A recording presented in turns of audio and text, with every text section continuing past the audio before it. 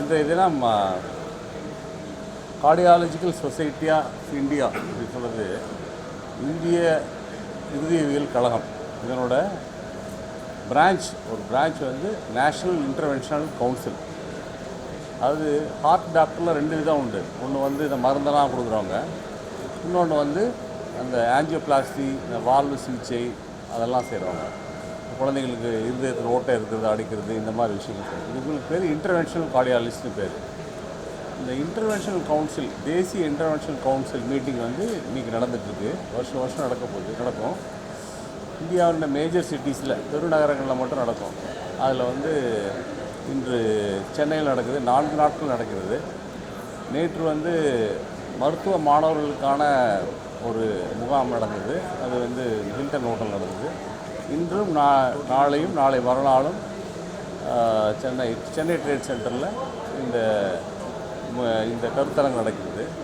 இதில் வந்து இந்தியா முழுவதிலிருந்து 1500 இருதயவியல் நிபுணர்கள், இருதய ஊடுருவு நிபுணர்கள், அதாவது இன்டர்வென்ஷனல் கார்டியாலஜிஸ்ட் கலந்துக்கிறாங்க.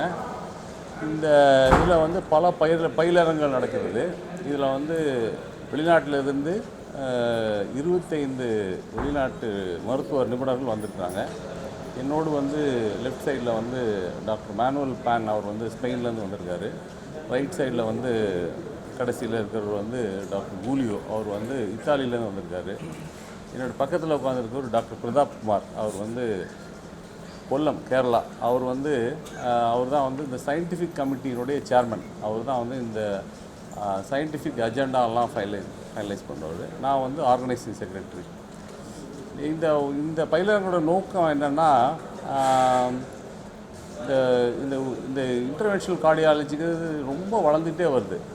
வந்து வருஷம் அப்டேட் பண்ணிட்டே இருக்கணும். புதுசாக நிறையா தெரப்பிஸ் வந்துட்டுருக்கு. முன்னாடியெல்லாம் வந்து வால்வு சிகிச்சை அப்படின்னா ஆப்ரேஷன் பண்ணுறது அப்படின்னு தான் நினச்சிருப்பீங்க. இப்போ வந்து பெரும்பாலான வால்வு சிகிச்சைகளுக்கு ஆப்ரேஷனே இல்லாமல் டியூப் வழியாகவே, தொட வழியாக டியூப் வழியாகவே வால்வை மாற்றிடலாம். அந்த மாதிரி ஆயிடுச்சு. இப்போ வந்து இன்னொரு 5 வருஷம் கழித்து வால்வு சம்பந்தமான அறுவை சிகிச்சையிலே மிக குறைந்து போயிடும். அந்த மாதிரி டெக்னாலஜி வளர்ந்துருச்சு. அதே மாதிரி வந்து குழந்தைகளுக்கு பிறப்பிலே இருக்கக்கூடிய இருதய குறைபாடுகள் அனைத்துக்கும் வந்து அந்த டிவைசஸ்லாம் வந்துருச்சு. அதில் வந்து அடைப்பு, அந்த ஓட்டை, இருதய ஓட்டை மற்றும் லீக்கெல்லாம் இருந்ததுன்னா அடைப்பதற்கான வாய்ப்புகள் இருக்குது. அதே மாதிரி உங்களுக்கு எல்லாத்துக்கும் தெரியும், நம்ம ஊரில் வந்து இந்தியாவில் வந்து மாரடைப்பு வந்து ரொம்ப காமனான ஒரு விஷயமா இருக்குது. அது சிறு வயது மாரடைப்பு ரொம்ப அதிகம். இதுக்கு காரணம் வந்து நம்மளுடைய உணவு பழக்கவழக்கம். எல்லாருக்கும் நல்ல உணவு கிடைக்குது. எல்லோரும் ரொம்ப பிரியாணி சாப்பிட்றாங்க. வரிசையாக வந்து எல்லா தெருவெல்லாம் பார்த்தா வந்து பூரித கொழுப்பு அதிகமான உணவு தான் கிடைக்குது. அதனால் வந்து இருதய அடைப்பு ரொம்ப சின்ன வயசுலேயே காமனாக இருக்குது. அது மட்டும் இல்லாமல் இந்தியர்களுக்கு ஜெனட்டிக்காகவே ஒரு பிரச்சனை இருக்கிறதுனால அவங்களுக்கு வந்து ஹார்ட் அட்டாக் வந்து கொஞ்சம் வர்றதுக்கான வாய்ப்புகள், சிறு வயதில் வர்றதுக்கான வாய்ப்புகள் அதிகம். அது மட்டும் இல்லாமல் உடல் உழைப்பு ரொம்ப குறைந்து விட்டது. எல்லோரும் பைக்கு தான், முன்னாடி எல்லோரும் சைக்கிள் ஓட்டுருக்கோம், எல்லாம் பைக்கில் தான் போகிறாங்க.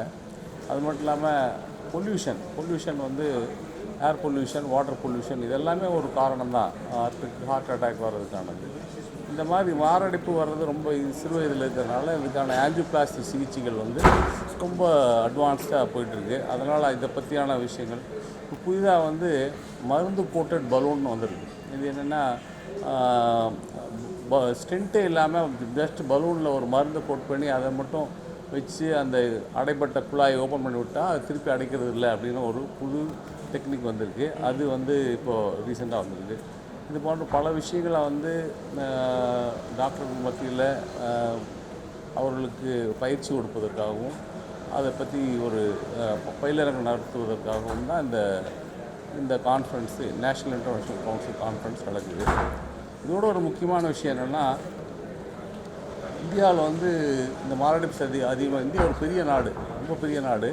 இதில் வந்து எத்தனை பேர்த்துக்கு ஆஞ்சியோபிளாஸ்டி நடக்குது, எத்தனை பேர்த்துக்கு இந்த வால்வு சிகிச்சை நடக்குது, எத்தனை பேர்த்துக்கு எத்தனை ஸ்டென்ட்டு போகிறாங்க, எத்தனை ஸ்டென்ட் வந்து இறக்குமதி செய்யப்பட்டு போடப்படுகிறது, எத்தனை ஸ்டென்ட் வந்து இந்தியாவில் செய்த ஸ்டென்ட்டுகள் போடப்படுகிறது போன்றதுக்கான டேட்டா, இந்த டேட்டா வந்து இந்த நேஷ்னல் இன்டர்வென்ஷனல் கவுன்சில் தான் கலெக்ட் பண்ணுது.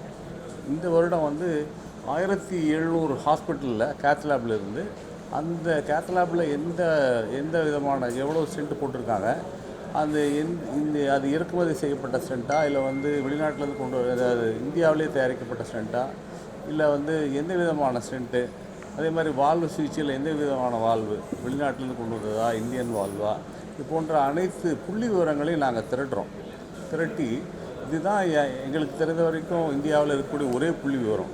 இந்த புள்ளி விவரத்தை வச்சு தான் ஹெல்த் கேர் பிளானிங், அதாவது ஒரு மருத்துவ சிகிச்சைகளுக்கான எவ்வளோ செலவு பண்ணுறது, இது போன்ற பிளானிங்க்கு இது யூஸ்ஃபுல்லாக இருக்கும். இந்த டேட்டா வந்து நான் வருஷம் பப்ளிஷ் பண்ணுறோம். இதன் மூலமாக வந்து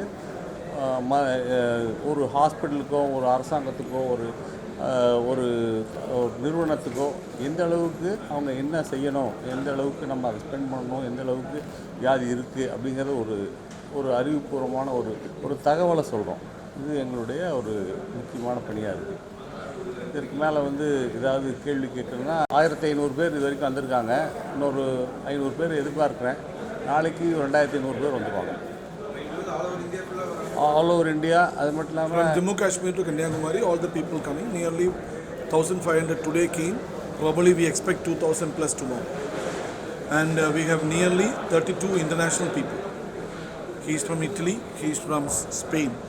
So people from US, Italy, Spain, Germany and Middle East countries.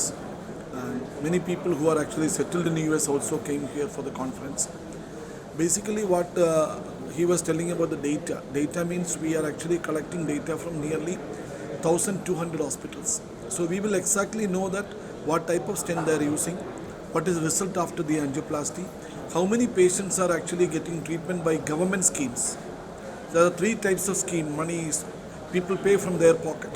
People are getting private insurance, people are getting from the government schemes. So how much are getting from the government schemes, and whether they are doing a heart attack angioplasty during heart attack called primary angioplasty. How many are getting primary angioplasty in India? So if you look at the international data in India, we are actually last year, not this year going to be published tomorrow. Last year we have done nearly 1 million, 10 lakh angioplasty now, which is equivalent to US. So we are actually almost equivalent to US in number of angioplasty. But India is 4 times US, and the population wise we are actually again 4 times US. So basically, whether it is sufficient, we have to create minimum 4 times the number. Because of the financial issues and all. Last year what happened? The poor scheme, that's the government scheme, occupied nearly 40% of the angioplasty in India. So what is the data till tomorrow only we will understand. Can we have some take home from our Italian colleague, Dr. Giulio? Giulio is from Italy. Can you have a difference in Italy and Indian perspective? First of all, thank you very much for having me to this conference. I am established the relationship with the India colleague Pratap and all the community many years ago, especially focused on using imaging in all settings, including the acute coronary syndrome patients. I think there is a growing respect in confronting with them. They did a lot of improvement also in using and in getting many type of data coming up. So I think that what Pratap was referring in terms to collect the numbers are very, very important to get a full view of what is going on and to have the vast majority of the resources focus on supporting the most efficient way for having patient treated. So how do you rate? I think that in terms of handle, you can see many times they are very, very high level. In terms of complexity, the patients that you can see here in India, they are more complex because you have more diabetes, more renal failure, more calcification, and I think many times you have a diffuse disease. So they are basically difficult patients. We needed to invest a little bit more in prevention, in treating these patients in the young age, because this is going to be very impactful for the future. So there are more complicated cases in India. Number 2, we have multiple blocks. Number 3, we are having more diabetic population. So those type of patients we are treating, what is he is telling, it is equivalent to or better than some of the cases we do better than the foreign or Western population. Can we hear from Spain, please? Thank you. Thank you for the nice invitation. For me, it's a pleasure. This is my third time in this Congress. We come from Spain and we have a close relationship with Pratap. I'm trying to do collaborative study and collaborative formation with fellows.